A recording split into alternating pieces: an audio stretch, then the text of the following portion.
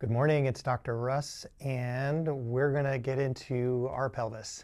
We're going to get into our pelvic floor this morning. We're going to start by sitting on a fairly firm surface. We don't want to be on a cushy couch, and we don't want to be sitting on the floor because we want our knees bent so there's no tension in our hamstrings right now. And let's just start with a little bit of a check-in, feeling the weight on your sit bones. And just first get a sense of the way your body weight sits on your pelvis, the way your sit bones interact with the surface that you're sitting on. We don't need to change anything right now. We're just noticing. And notice the weight inside of your pelvis. Notice the weight of the organs that are in there. A lot of your intestines sit in the pelvic bowl. The ring of the pelvis, it's like a bowl, and about half of your organs just kind of sit in there. And we want to let them settle. We have a tendency to hold tension in our abdominal muscles. That's unnecessary. We can let it go. We don't want it to be loose and lax all the time. When we're moving and walking and standing and bending and lifting, we want to be able to engage those muscles and contract those muscles, but we also want to be able to relax them. So just feel the weight, letting the whole girdle, corset of abdominal muscle relax so that the organs can just settle down into the pelvic bowl. Check in with your deep lower back. Are you holding tension there as I am right now?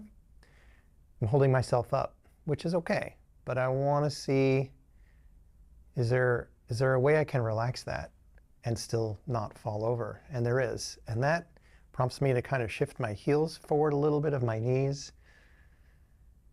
which kind of tucks my pelvis under a tiny bit and allows my lower back to relax. So I don't want to go into a big curl. I don't want to be slumping right now, but I want to find a way to sit on my sit bones heavy and relaxed, yet still erect. Close your eyes now so you can really tune into your spine and just try to feel your backbone.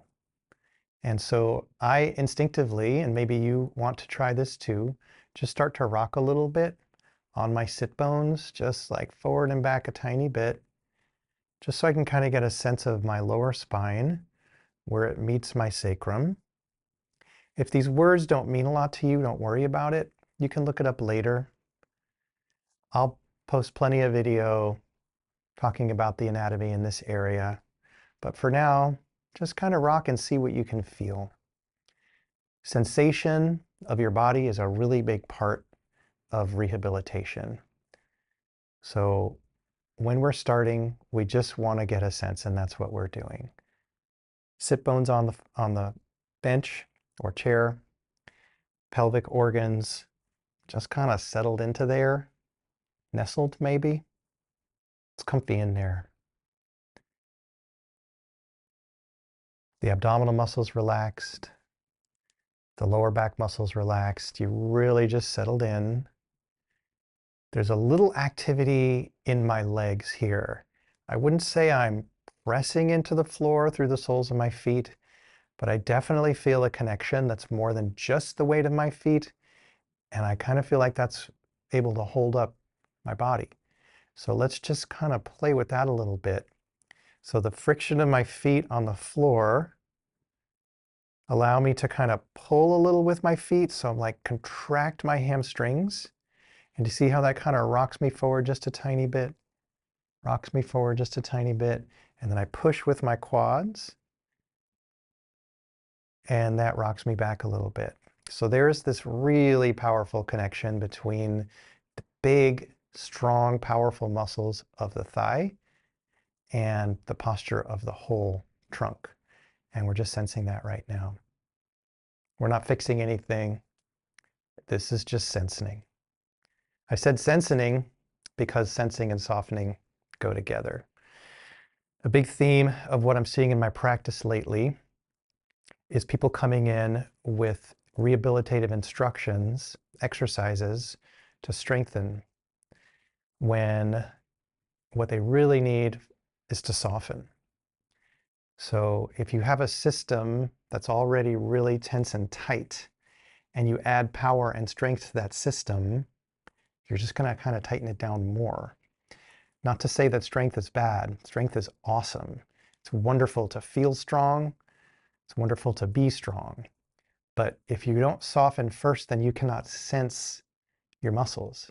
And if you cannot sense your muscles, your brain doesn't know what to do with all this power that you're able to generate. And that's what we're going to really focus on with our pelvic floor today.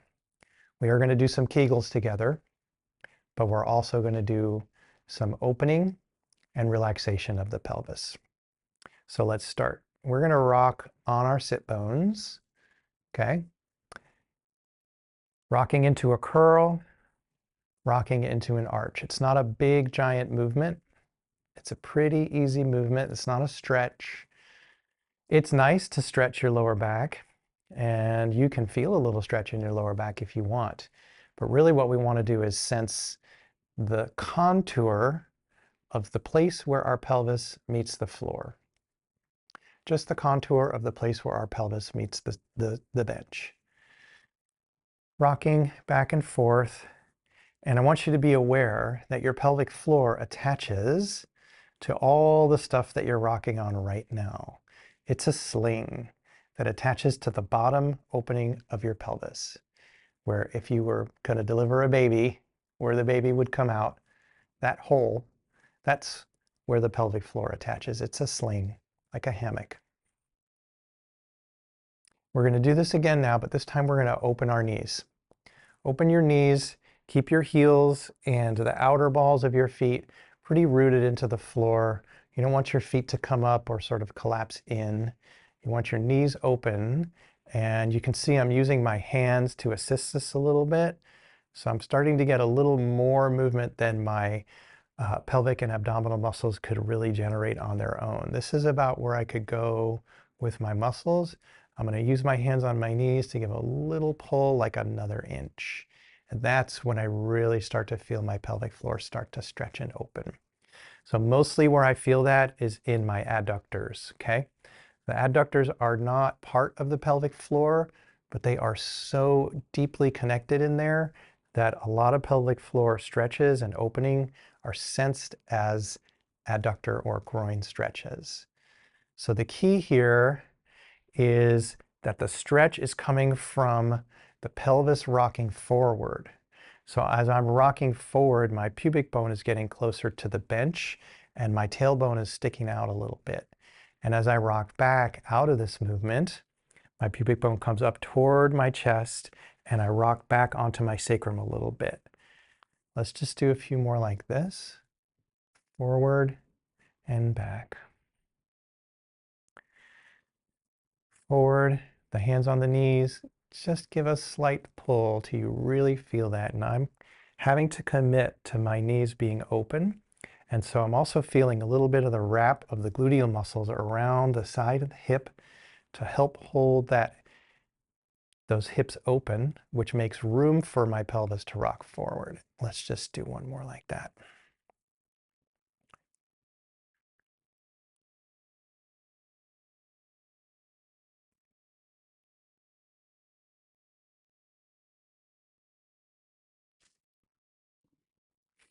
Okay, for this next piece, we're going to be kneeling.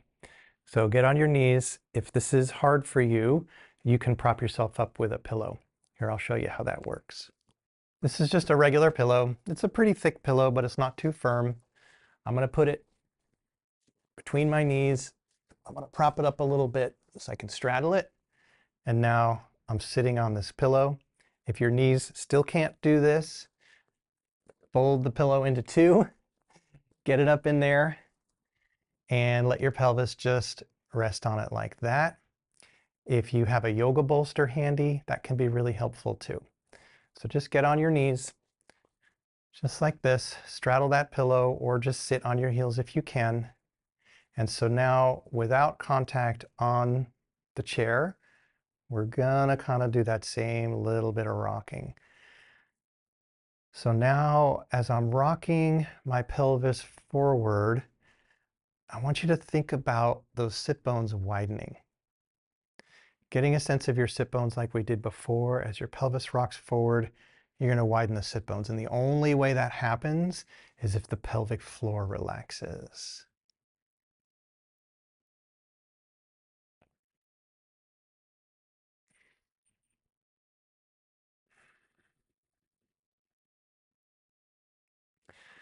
Let's take the pillow out if you have one. And this next position we're going to get into may be a little bit challenging for some of us. We're going to be hands and knees. And we're going to take one leg and we're going to put it out to the side. So that heel is a little bit behind me, and that's totally fine. But what I really want to try to do you see how the outer edge of my foot is on the reformer here? I'm not like this. I'm very much like this. You don't have to have your leg that far out. You can have it far out. You can have it wherever is comfortable for you. But you're going to feel a little bit of a stretch through the outer calf. And what we're going to do is make sure that we're not tucked under, but we have a nice flat back, and we're going to shift our weight back, keeping the foot right where it is. And as we shift our weight back, we're going to feel that stretch come up into the groin and into the pelvic floor. And we're going to rock forward and back, forward and back, bringing awareness and opening into the pelvic floor. This is also a little bit of an adductor stretch and a little bit of a hamstring stretch as well. Let's just do 3 or 4 more of those.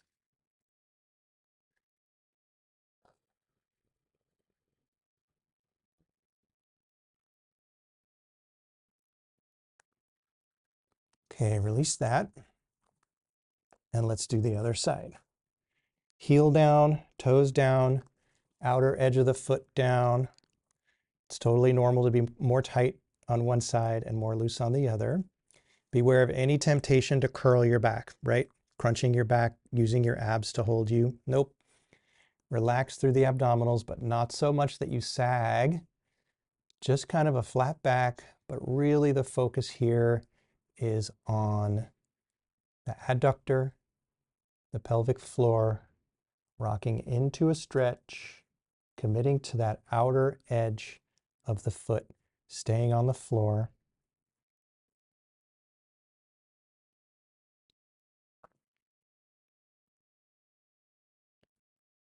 Just a couple more.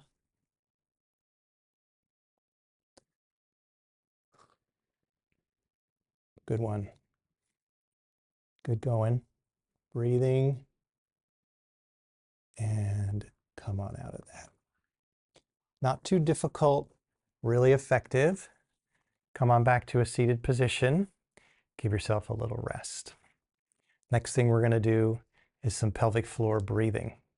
So for this, you're going to need a pillow, a rolled up towel, or if you have a Pilates ball or some good sized soft ball handy, that's a really good thing to use. So I'll get mine now. This here is a Pilates ball. It's partially deflated on purpose, so it's soft and smushy. A pillow works really well. A bolster works really well, even a rolled up towel. It doesn't really matter what it is. The important thing is that it's about this size. It smushes a little bit, but then has like a firmness to it, okay? So we're gonna get into a child's pose with this right up against our perineum. So the perineum is the space between the genitals and the anus. And that's where we want this ball to be pressing, because that's the center of our pelvic floor. And get yourself into a pretty comfortable child's pose. I'm on my elbows. You can be lower if that works for you. You can be higher if that works for you. The important thing is that your perineum is just kind of sitting on the ball. And here's where we start to breathe. So eyes closed is really good. And as you breathe in, breathe way deep into your belly. And as you do so, your pelvic organs descend toward the sit bones, and the pelvic floor has to relax and open in order for that to happen. So big belly breaths, the pelvic organs descend, and you're going to feel or sense just a little bit of increased pressure against your ball or towel or pillow as you do this. Don't worry if you're not feeling it yet, okay? A lot of people don't sense their pelvic floor very well. And if that's you, then I'm glad you're here, because this is what you need to be doing. So just the practice of breathing deeply with a little feedback against your pelvic floor is your practice right now. That's what you need to start with. You may be able to sense a nice expansion of your pelvic floor or not. The important thing is that you pay attention and you try, because you will learn and you will feel it. It is happening. You just need to feel it happening. So if you're comfortable to do a few more deep breaths in this position.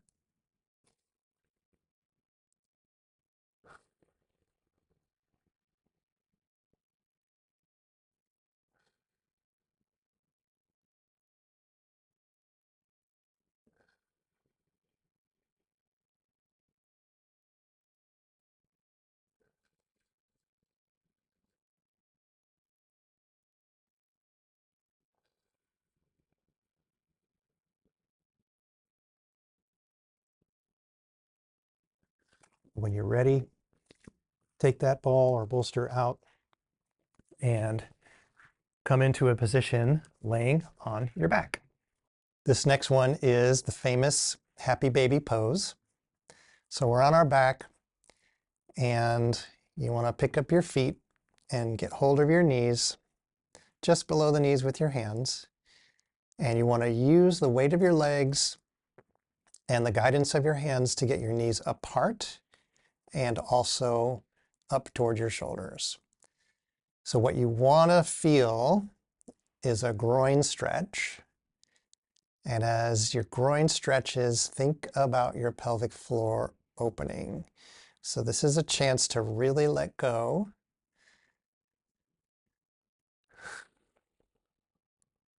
A deep breath, deep into your belly. You might be able to sense your sit bones widening a little bit as your pelvic floor descends with the deep breath. And it's important to say with the out breath, we're not contracting the pelvic floor. There's no need to push the breath out. It's just the natural recoil of the tissues that makes the breath come out. So if your hips are problematic, this may not be a good pose for you just yet, but we'll get there. And as you can see, as I'm relaxing into this, my knees come out and I'm rocking them up and down a little bit toward my shoulders and away. And I feel that deep in my groin. I don't feel a big stretch in my pelvic floor. What I feel in my pelvic floor is a relaxation. And that's what we're going for. Just a couple more breaths here.